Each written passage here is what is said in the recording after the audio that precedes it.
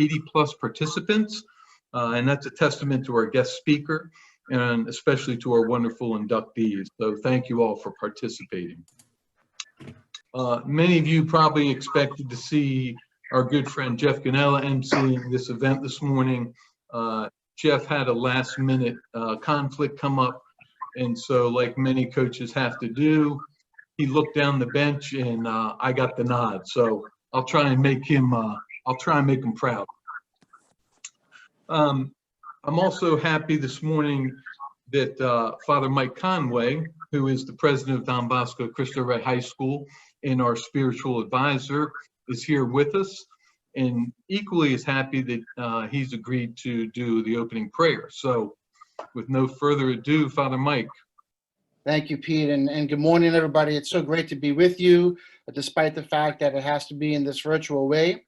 It should not in any way mitigate our celebration of those coaches whom we honor today for their commitment to our students in our various Catholic schools. And as we come together this morning, we know we do so on the anniversary of 9/11, and 19 years ago on this date, the terrible instances that took place across our country. And so we remember all those who lost loved ones during that time and for the tremendous challenges that our country faced.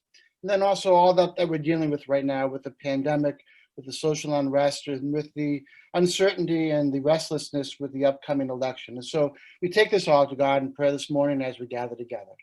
In the name of the Father, and of the Son, and the Holy Spirit, amen. Heavenly Father, as we gather together this morning as CBN Montgomery County Council, we thank you for the opportunity to come together as Catholics, as people dedicated to Catholic education, to celebrate and to honor the accomplishments of so many people who have given of their time, talent, and treasure to develop the lives of our students, in a particular way our coaches this morning. We're so proud to be able to know that despite the challenges that we face, our Catholic schools are open. Our Catholic schools are fulfilling the mission of developing young men and women to become outstanding Christian men and women and good citizens of this world. We pray that you will bless us as we gather together this morning. Bless all those who have committed themselves to help support and to dedicate themselves to Catholic education. And may all that we do always bring you greater glory and honor. And we ask this through Christ our Lord. Amen. Amen. In the name of the Father, the Son, the Holy Spirit. Amen. Amen. Great. Thank you, Father. Appreciate it. So while most everyone on this chat is familiar with and or a supporter of CBN Montgomery County,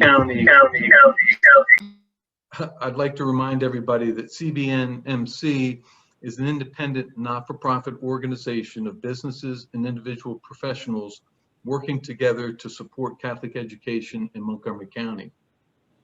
We welcome business professionals of all faiths to join us. We are mission-driven and are able to provide critical support to students throughout the county thanks to the generous support of our members and sponsors. We always welcome new members and sponsors. If interested, please visit our website at www.cbnmc.com. A couple quick shout outs before we introduce our speaker. First, to the board, thank you for all that you do. You guys rock. And to our Hall of Famers joining us this morning, Dan Howley, Gil DeGioia, Pat Williams, Greg Dyer, Chad Thompson. There may be others that I missed, and if I did, I apologize, but thank you all for joining us this morning. Let me jump in and introduce our guest speaker. We're also pleased to have a special guest with us this morning to share a few remarks about his journey in both education and coaching, as well as thoughts of his coaching philosophy and some special moments and memories. Howard Blue is a current varsity basketball coach and director of academic support at Georgetown Prep. A native Washingtonian, a leader and innovator in urban education, Coach Blue has spent the vast majority of his professional career at Washington Jesuit Academy, where he was the founding executive director of the unique Link to DC program, as well as the executive director of the Office of Student and Alumni Success. He also served as athletic director and varsity basketball coach. Beyond the walls of WJA, Coach Blue founded Vertex, a not-for-profit that began by providing character and academic enrichment to student athletes in a holistic manner.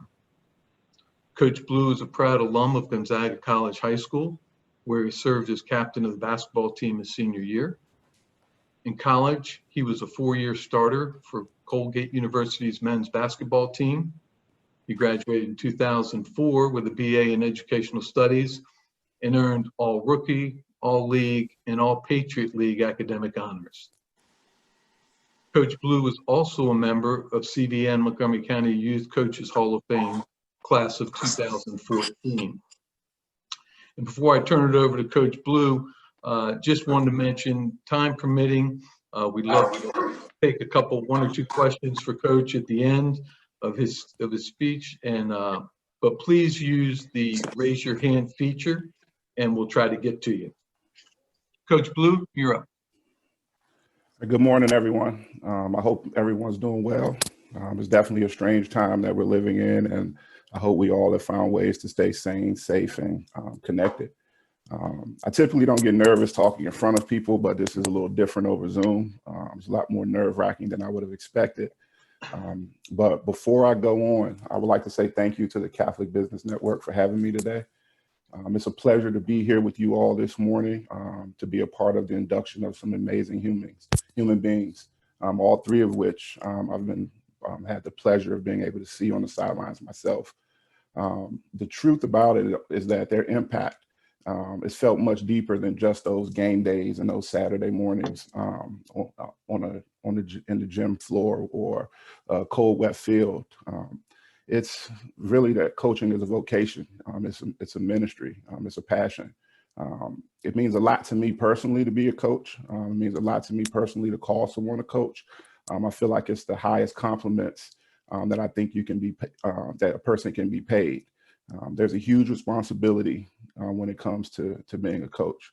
So when I thought about what would make me a good person to speak to you all this morning and welcoming Paul, Mike, and Chris, it simply came down to the word impact. And I felt like sharing some parts of my story might highlight how important or how impactful a coach actually could be. Personally, I feel guilty at times about some of the opportunities that I was afforded and some of the chances that I was given that a lot of the people I grew up with didn't come close to experiencing. And a lot of times, like I struggled with that, particularly early in my adulthood. I knew I had some skills and abilities that separated me from my peers from time to time, but I never was the most naturally gifted kid in any neighborhood I lived in, any school I went to, or even in my family. But opportunities continued to present themselves to me. And my grandmother used to always tell me that was God looking out for me. And as I look back on it, I don't think it was God putting those opportunities in front of me, more so than it was God putting certain people in my life that was really making a difference. And a lot of those people just happened to be coaches. And a lot of the times that they showed up were in very critical times. So I want to make sure that we're able to highlight how impactful these guys that are getting inducted today probably have been. I grew up in Washington, D.C., like was said in the introduction, and growing up in the 80s and 90s in that area, there wasn't a abundance of hope everywhere. There's a lot of violence and poverty, drugs, but there wasn't just the inspiration that I think a kid needs to grow and chase down success. I grew up in a neighborhood that a lot of people consider the epicenter of the drug trafficking in our region. 2 of the biggest drug dealers in DC's history lived a few blocks away from my house. So like addiction and violence were rampant in my neighborhood. It impacted me directly. My street and my friends, all of our families were dealing with addiction. I mean, my family was touched pretty closely. My mom, my aunts, my uncles, some of my cousins close to my age. So growing up was pretty interesting. Unfortunately, it felt more normal for me than anything because a lot of the people around me were dealing with the same things. And in some cases experiencing things that were a little bit worse. So thankfully, I never had the opportunity or the feeling to feel to feel bad for myself, but it just wasn't a great outlook to have. Now, when I look back, it feels like basketball was always an important part of my life, but it wasn't something that like naturally was gifted to me. My dad loved hoops himself. He was a good player back in his day, but he never wanted to force it on me or wanted to push me to play. I know a lot of the coaches in this Zoom have had the opposite experience with some of their players and some of their parents, but I'm grateful I didn't have a dad that was on my back about it nonstop as a little kid. I started wanting to play the fourth grade. And when I first started playing, I was terrible. So I kind of wish my dad was on my back a little bit more, but I really am grateful that he allowed me to let my passion grow and develop on its own. And eventually it grew into something that he and I both shared and were able to bump our heads. So I consider him my first coach, and I give him a lot of credit for helping me develop that passion that turns out I desperately needed. So like I said, fourth grade is when the game became something I wanted to do, but I was terrible. I can't say that enough. Like I was a very bad player. So when it came down to trying out for the basketball team, I refused to do so. And a lot of it had to do with people laughing at me at recess for how bad I was. But when tryouts came, like halfway through tryouts, the first coach got put in my life, Brad Stevens. His name, we had to call him Mr. Stevens because his job at our school was the school security guard. And he said we couldn't call him coach because his job wasn't basketball. It was to keep us safe. And he was using basketball to keep us safe. And he asked me why I didn't try out. I told him how bad I was. And he told me I should still come. I still didn't show up. A couple of days go by. We're at the end of tryouts. He asked me why I didn't show up. I told him how bad I was. And he planted the first seeds in me to understand that basketball wasn't all about natural ability. He told me that the school year is less than half over, and you've been the student of the month twice. You'll be fine on the basketball court. But I still didn't show up to practice because the truth is I was a little afraid. I was afraid of the people that were on the team. I was afraid of what they were going to think about me. And in some cases, like I was worried whether or not I would get bullied or picked on. So I stayed away. Once tryouts were over, he actually came to me again and told me, like, I'm going to be on the team. I need to show up. He took me to recess that day and introduced me to the older kids, the big kids on the basketball court. And he told them that I was going to be on the team and they had to treat me like their friend or they wouldn't be. And it was embarrassing to say the least, but it opened something up for me to feel comfortable enough that I was able to show up for the first time. And they actually kind of welcomed me in. So this is my first basketball season ever. 8 games was the regular season. I saw the floor 0 times, all right, practicing hard. And by the end of that year, the coach, Mr. Stevens, started talking me up a little bit about like how I was working hard, I was getting better, things were to be ready to get in the game. But once the regular season ended, I was comfortable knowing that I wasn't going to play. We had the 3 playoff games, and the first one was at our school. And honestly, had no idea I was going to get in the game.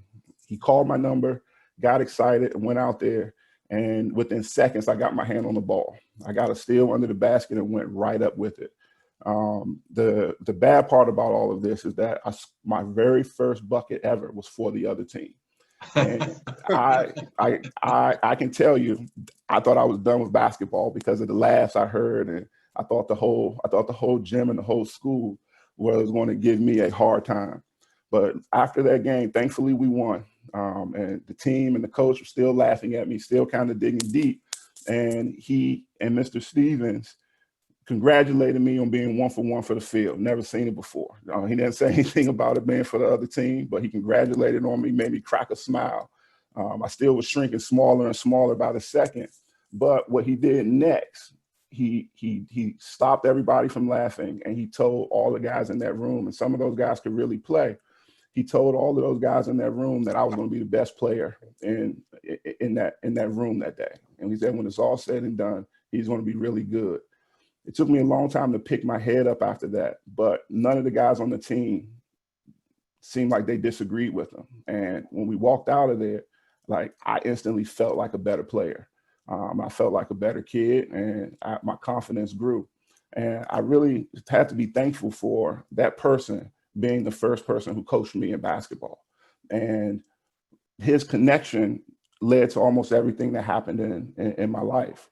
So around at the end of that 4th grade year, I found out I had to live with my aunt near Surfing Quarters, DC. And I wasn't very excited about having to move to this neighborhood that I was hearing about how bad it was and how different it was from all of, I wasn't gonna be around different people where I wasn't gonna be around my friends anymore. But when Mr. Stevens found out about that, we hopped on the bus a couple days later on the X2 on 8th Street. And his whole mission, he had 2 missions that day. The first one I knew about, he told me, he was showing me how close I was going to be and wasn't going to be that far away. And then when we got off the bus, he walked me to number 2 Boys and Girls Club, which was the neighborhood boys and clubs there. And he introduced me to a police officer named Jimmy Watkins. And he told Jimmy he was dropping me off to get toughened up. And Jimmy walked me around the boys club. And at the end of that tour, Coach Jimmy told me, he said, "Welcome home, and I'll see you here tomorrow." I didn't stay with my aunt very long. I stayed about 4 or 5 months, but 90% of my time, or 90% of the days that I was with my aunt, I spent some amount of time at that boys club doing whatever Jimmy asked me to do. And even though I only stayed there for about 5 months, I still played 10 and under and 12 and under for Coach Jimmy and his brother. Every Saturday morning for about 2 years. I spent opening to closing at the boys club, right? Cleaning up, doing whatever he asked me to do. And I learned a lot. And when Coach Jimmy felt like I was, I guess, good enough, he introduced me to my first AAU coach, Ed Hill. And Ed Hill was the longtime sports and information director at Howard University up until about 2 years ago. So fortunately, I was able to spend a lot of time on Howard University campus for practice, and he would invite our families to different plays or different things that were going on campus. But for the most part, we were running every inch of the campus and picking up trash up and down Georgia Avenue, it felt like. But that was very valuable experiences for a 10 and 11-year-old, 12-year-old kid. At the time, it wasn't registering, but now I can realize there was definitely an impact that was being had. And sometimes I imagine if more of the kids I grew up with, if they were able to see that campus at the same time that I did and see it as often as I did, because in reality, that was the first college campus I'd ever seen. It was the first college campus I'd ever had the pleasure of being on. And it was the last one I would see for a few years until I started to be recruited for college. And just the idea that a kid could be in this city especially and not have exposure to schools, not have exposure to colleges like that, it made a huge impression and an impact on me for later in my life. So this is still very early in my life. So around 6th grade, things start to change a little bit. Midway through that spring in 6th grade, after being back with my grandmother in our neighborhood, I started living with my sister. And we were living in Southeast DC at this point. And for the next couple of years through high school, I would be living with her off and on. And a lot of times I'd be helping out with her kids. But I was just finishing elementary school, and my grandmother had this idea that she did not want me to go to school with my neighborhood friends. She thought I would be distracted. She thought I would get wrapped up in the wrong things. So she sent me to the school where my sister had just moved and thought it would be better for me to get a fresh start. So even though she meant well, all she really did was send me to another neighborhood in DC that was just like the neighborhood she was trying to get me away from. So I'm in junior high school and being exposed to new things in 7th grade, and basketball starts to take, for the first time since 4th grade, starts to take a back seat. And I'm getting involved in things that I probably shouldn't be getting involved in. I'm not going to the boys club anymore. I stopped going to my AAU practices. So from the time my elementary school season ended, probably in January to like November or so, I hadn't been doing anything really constructive, and actually doing things that were probably destructive. And I think I had one of the most perfect timings in my life, because I think I was going down a bad path, and that changed. And I remember this day very vividly. In November of my 7th grade year, I was sitting in detention, And I was in detention a lot more than I want to admit now, but I was there. And like I said, this is probably one of the most pivotal days of my life. On this day, it felt like, or it seemed like, almost every boy in our junior high school, 7th, 8th, and 9th grade, was in detention today. Like half the auditorium was filled. And our principal, Miss Whitfield, she came to detention that day, and that wasn't normal. And she gave us the riot act. But the worst part of what she did that day was she told all the girls to leave, and they left way earlier than detention normally would end. And she asked us all to stand up.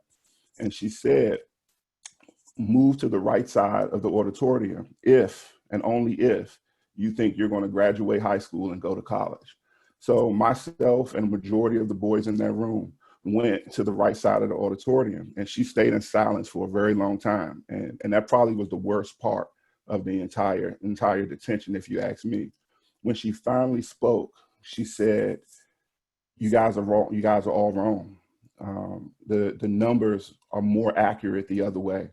And she said, the amount of you that are sitting down is more likely to be true. And the amount of you guys that are standing up is more likely that you will be dead, jail, or dropping out of high school. And it didn't faze a lot of people, but it fazed me, and it fazed a couple of my friends, and it actually sat with me. It sat with me for a long time. And it created a lot of anxiety, and it had me struggling for a few days. I got a migraine because I was really worried, and all I wanted to do was not be one of those people that proved her right. And with all of this anxiety and all of this worry that I was having, about 3 or 4 days later, the next coach was introduced to me. And this is also my introduction to CYO basketball as a player. This coach named Reggie Walker, he invited me to come try out for the team and come spend some time with him and his guys, but I blew it off. And then this detention happens, and I'm still not registered. I need to call Coach Reggie. But one of the guys on the team kept telling him that I could play, and you need to try to get him. So one day Reggie picked me up, and he picked me up and told me, and I thought I was going to practice or a game, but he dropped me off at this class. And this class was like a Sunday school or like a Bible study. And he said I had to do this to play. And I did this just because I really wanted to play. And when I finally got the chance to play in December with Coach Reggie, after that game, he took me home, and we stopped by Wendy's, and we had a conversation. And he asked me what I want to do. And I told him, like, all I want to do is graduate high school and try to go to college. And he busted out laughing. And he said, if you work hard and do what you're supposed to do, you're going to do a whole lot more than that. And then he took me home and dropped me off. And he said, you're going to do a whole lot more than go to college. And walking out of his car, it was like a weight was lifted off of my shoulders. And those are the type of things that, like, I can't account for. And there was no ability in the world to have a person like the couple people that I had in my life to this point that kept redirecting and kept course correcting my path. Well, Reggie ended up being one of the main reasons why I was able to attend Gonzaga College High School. His relationship with Bill Whitaker kind of introduced the school to me. It introduced him to my family. And Reggie, I spent a lot of time with Reggie from that point in 7th grade all the way through graduating high school. And now, I would say, based on what I know, Reggie probably could be in the Hall of Fame for all the kids he kept off the street through that program, and especially for what he did for me. And what I can say from understanding how life works, I don't believe I would have ended up in Gonzaga if Reggie didn't pick me up that day when I was in 7th grade. And luckily for me, I was able to meet Coach Bill Whitaker, who worked with me through a lot of tough situations personally, academically, and socially to help me make it through Gonzaga. I wouldn't have been able to do it without him. Even though Coach Reggie made me feel more comfortable about those worries I was having, I still had them. Coach Witt was able, one day after I was ready to give up at Gonzaga, was able to make a promise to me that really helped alleviate those worries. He promised me that he would have my back at school if I put the work in. And he told me I would go to college for free if I put the work in with him. he never shared exactly how much work and how hard that work was going to be, but he was serious about putting the work in with me. And I spent a lot of time doing the things he asked me to do, and doing things I didn't want to do sometimes, but when he told me that it would be beneficial, I did it. And I was able to end up going to college for free, like you said. So while I'm in college, I get this call that Coach Witt is going to be leaving coaching to go open up this school. My immediate reaction was he's crazy, and a little bit disappointed that I wasn't going to have my guy working me out during the summers anymore. So when I would come home for my last 2 years of school, I would stop by the Children's Museum to say what's up and to see what he was doing and get some advice from time to time. And Coach Witt was able to show me around the school and show me what was going on. And I started to think a little bit less that he was crazy for trying to do it, but I still had this thing in my back of my mind that there was no way that this was going to work. And it was very early on, and I had a lot of doubts of whether or not it was possible. So that summer after I graduated, I was going to come and spend some time there in the summer because I really respected what was going on and what they were trying to do. And very quickly in that summer experience, like all that doubt that I had went away. Like it was being there and seeing it happen every day. It was very clear that what he was trying to do with the Washington Jesuit Academy was going to work. And very shortly after that start, instead of wanting to go play basketball, all these years, I thought I was chasing down professional basketball. And I got to the point where I felt like I was right there. I was on my way to go do it. Like somehow it just felt like it wasn't the right thing to go do anymore. And what they were doing at Washington Jesuit Academy was what I wanted to do. And a lot of it had to do with all the coaches that had been there for me, and so some teachers as well, that I wanted to try to do the same thing for some other kids that I thought could have benefited from some of the course correcting that I had. So instead of going to Italy to play basketball, I started working at the Washington Jesuit Academy full time, where after spending some time coaching with Steve Turner at my alma mater, I was able to lock in at WJA. After teaching in the classroom, I was able to move to supporting our alums and graduate support and building up the sports program, where I paid like a special interest in basketball. But I did that so that I could help kids. In closing, if you can take anything from my story, like I'm hoping it's the understanding that coaches have a responsibility because of their amazing reach and the potential impact that they can have in like changing the world. Even if that change is just for one kid, I know personally that that's a big difference that can be made. I know these guys that are being inducted today have done a lot of great things for a lot of great kids and a lot of great families. And based on what I believe, they even changed the world. And before I completely sign off, I definitely want to give a special welcome and thank you and shout out to Paul Brown, because when I first started coaching in the CYO, I wanted to beat Paul so bad because they beat the brakes off of us year in, year out. And after each game, after losing to Paul, he would come over with a smile on his face, shake my hand, give me some words of encouragement. And that made me want to beat him more. Like the competitive nature in me wanted to beat him even more. And in the next 1 year, we were able to play his guys in a championship game, and they still beat us. But he came over and he didn't have the same smile on his face, but he told me that you guys are right there. And he said, keep going. And it bothered me at first, but it kind of stuck in my craw, and I wanted to beat him a little bit more the next year. And then after the second, we played them 2 or 3 times. And I think either the second or third time, we were finally able to beat them for the first time ever. And he came over with the same smile, gave me the same words of encouragement, and nothing changed. And that was a dose of humility from me as a coach that I had never had before. And it's something that I never talked to him about, but it definitely stayed with me. And I learned a lot that day, because all of the thoughts I had about wanting to beat him kind of went away, because in that moment, I kind of realized that it was about showing kids how to get a job done. And that's what he was trying to do. And that's what he was doing. And he was helping me figure out how to do it for a long time. And even after, he continued to do the same thing. And I know a lot of kids he's helped personally. So I definitely wanted to personally give you a shout out on this, and I hope you guys were able to, one, hear me clearly, and two, able to get something from what I had to say. Thank you guys very much. Thank you.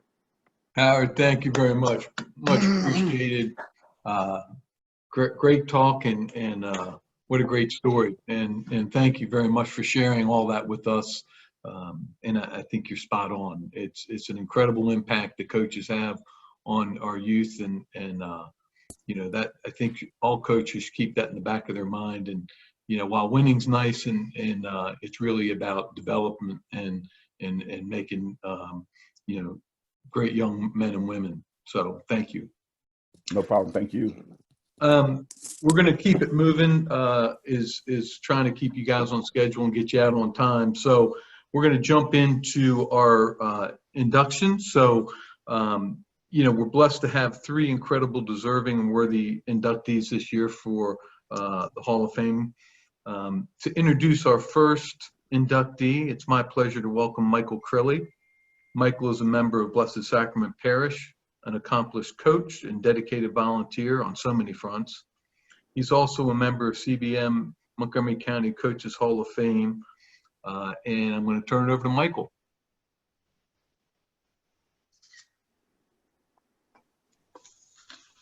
Michael, yeah. Thank you, Pete. First of all, I want to say I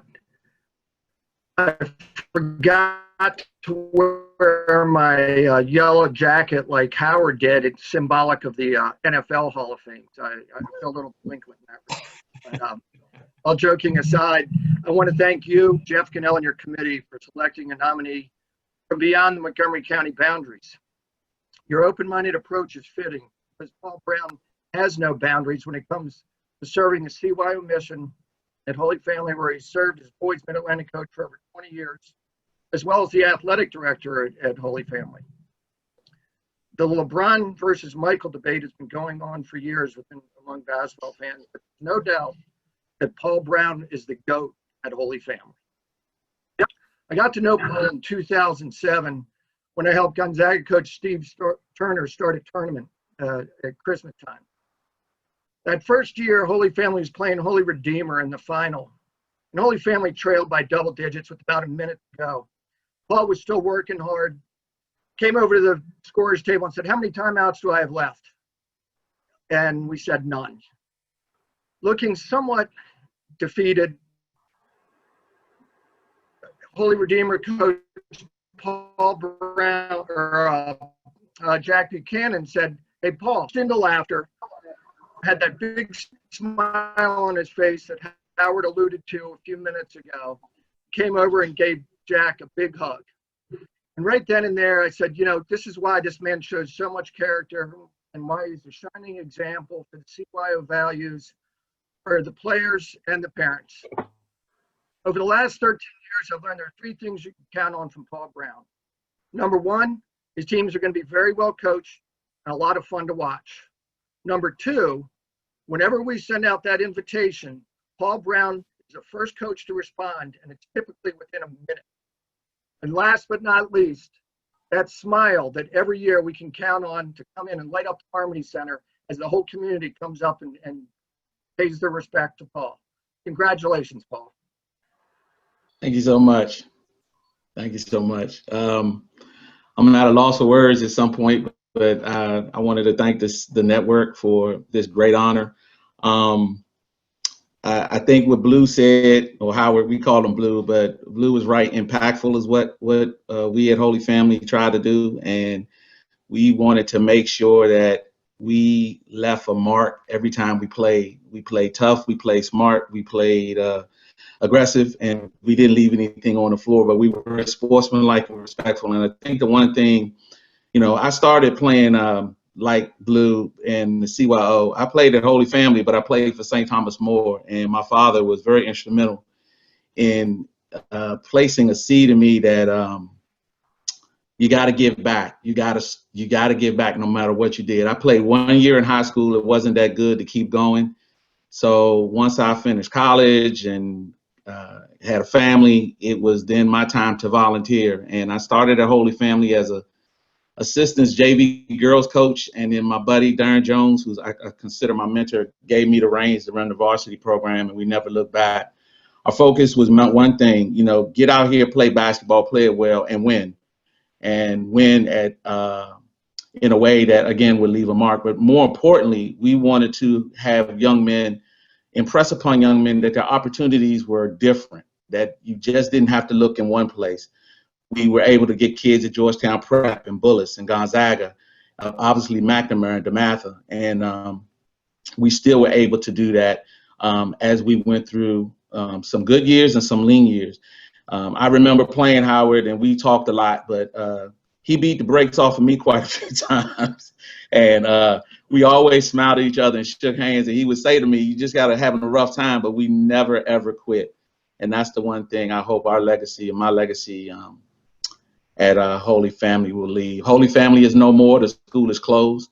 However, we stand ready to do whatever we can to get this thing back going, and just give kids on the Prince George's side, mostly in the predominantly African American parishes, a chance to play and a chance to have an opportunity to play at the Harmony Center and play at Prep and be introduced to people like Howard and other coaches in the area that give them an opportunity to, expand their mind and get into the world of basketball and education through a different way. So I thank everybody who's been a part of my maturation in this process, my parents, and I thank all my friends. Some are on, some are not.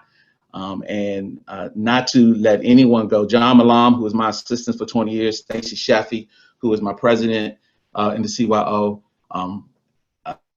my sisters, everybody. I'm just truly, truly humbled, and I really, really appreciate this opportunity. So thank you so much. Thank you, Paul. Great job. Congratulations. Thank you. Okay, to introduce our next inductee, it's my pleasure to welcome George Gareda. George is the athletic director at Holy Redeemer in Kensington. George is also a dedicated volunteer and has served many years as a coach of youth sports. George? Thank you, sir. I appreciate it. First of all, thanks to Catholic Business Network for honoring this great category. I think it's really an important thing, and I'm really grateful that you all do this. Congratulations to Paul and to Chris Worch as well.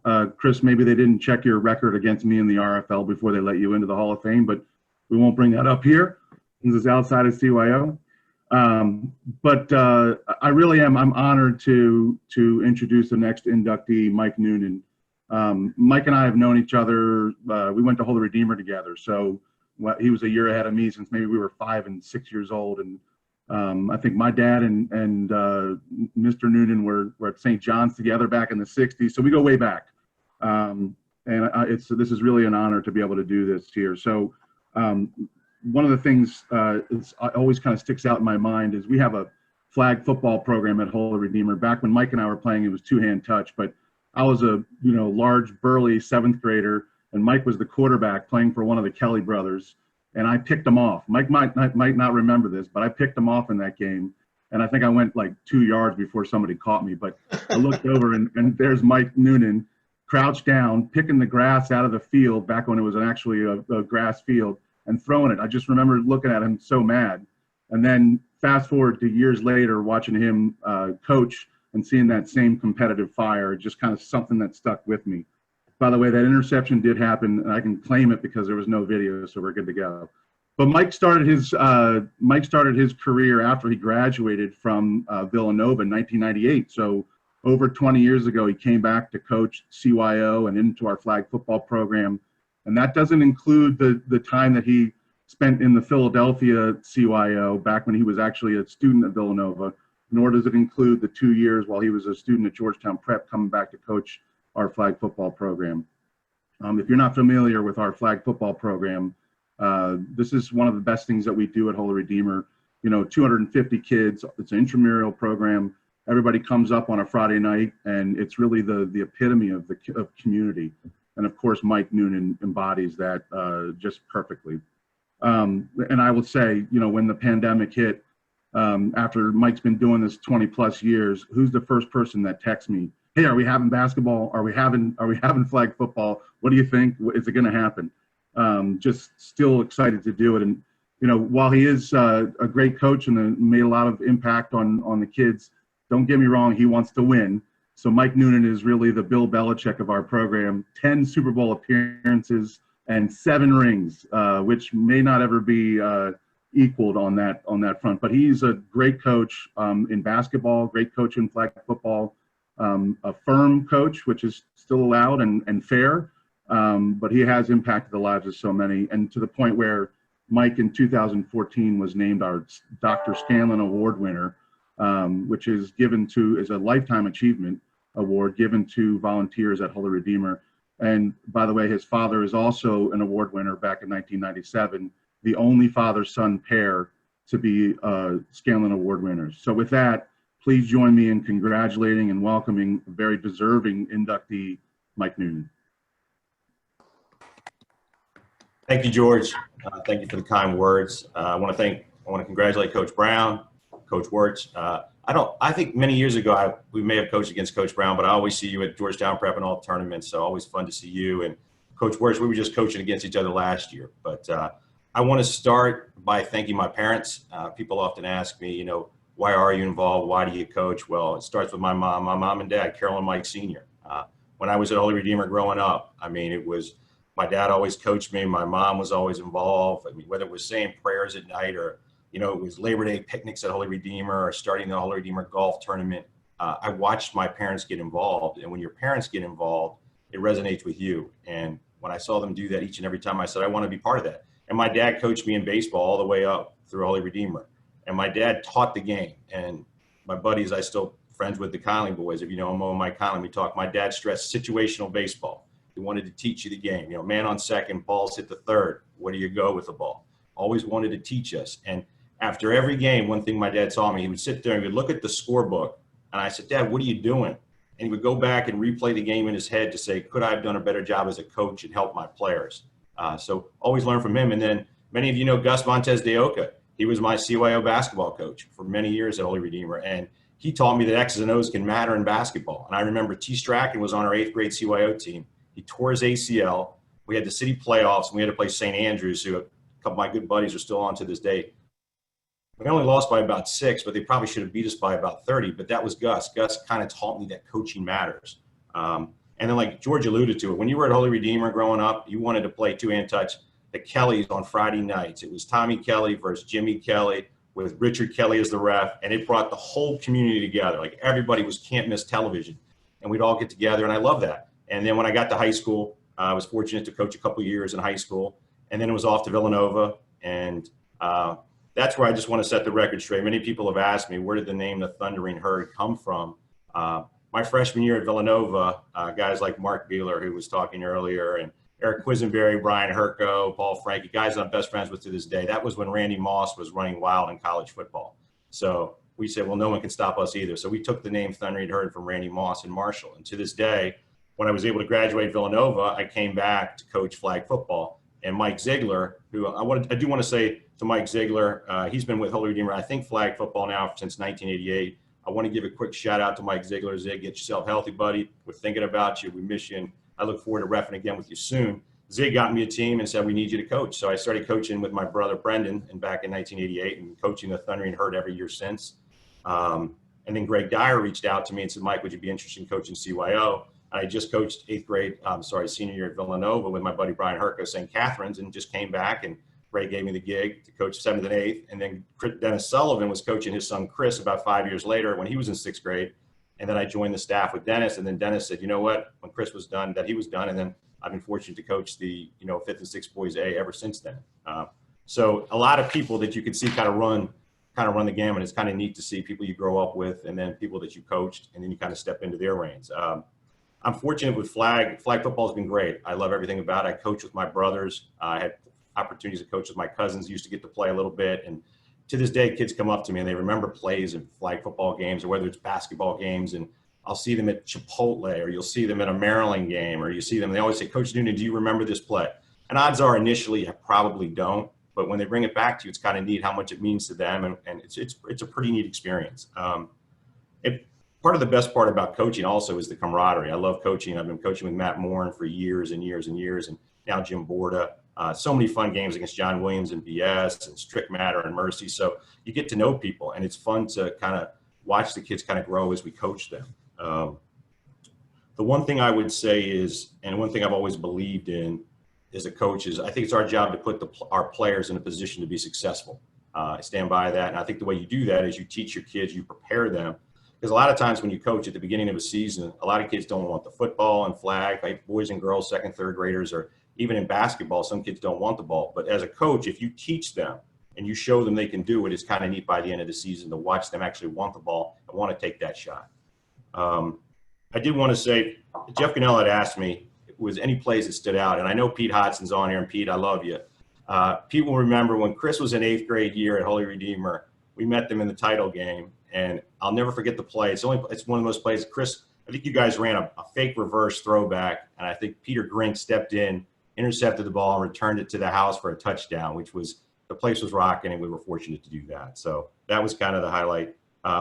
I do want to say today is my wife's birthday, Mary Ellen's birthday. Obviously 9/11 is a difficult birthday to have, and she said only you could one-up me by getting inducted into the Hall of Fame on my birthday, but I want to say that's not true. Your birthday is more important, babe. I want you to know that, and I mean that. And in conclusion, I just want to thank the CBN. It's a great honor. It's a great privilege. I want to thank my parents again for all they did for me. And I want to thank Holy Redeemer. You know, they gave me the opportunity and the platform to coach, and I think in this day and age, it's more important than ever that we teach and we educate the young kids, and I think we do that because we lead by example.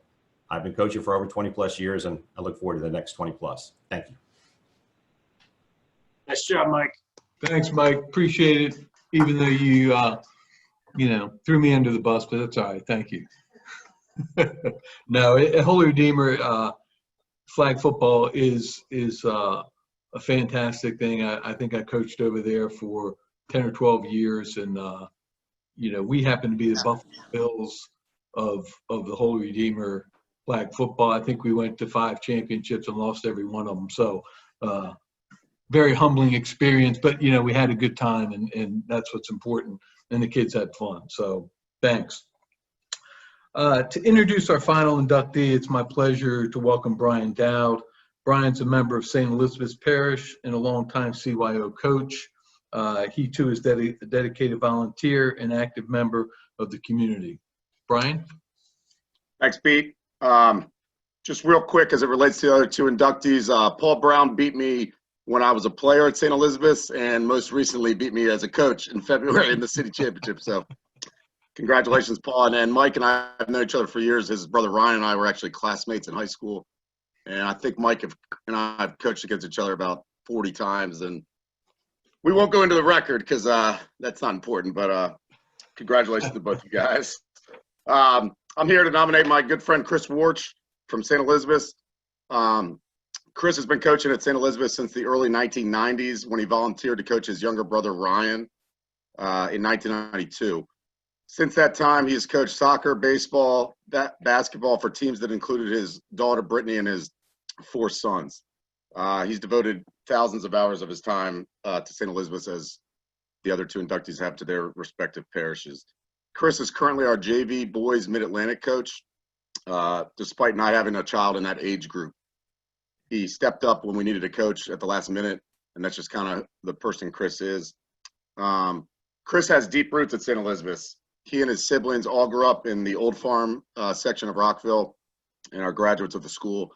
He's sent all 5 children to the school, along with all attending Catholic high schools as well. When Chris is not coaching, he owns and operates a small Catholic-owned business, Worch Electric, which he started with his father in 1996. He also has provided a lot of electrical work for St. Elizabeth's and the Archdiocese. Chris has been a tireless sponsor of CYO events, ranging from the co-ed basketball tournament, dances, galas, and the St. Elizabeth's annual golf tournament. Finally, Chris and his wife Maureen have been mentors to hundreds of St. Elizabeth's kids over the years. Their door is always open to family events, parties, and team parties over the years. And just as a personal note, Chris, I can speak for myself and others, but Chris has been a mentor to me and many others in the St. Elizabeth's Parish. I've been fortunate enough to coach all 4 of Chris's sons since 2011 probably, and I can't tell you the hours of time we've spent on the phone and other places just working through a situation or getting advice on, just different things. I think everyone would agree that coaching kids is a little tricky at times. So Chris has been always a lending ear to listen and stuff like that. So at this point, it's my pleasure to introduce a longtime coach at St. Elizabeth's and my friend, Chris Worch.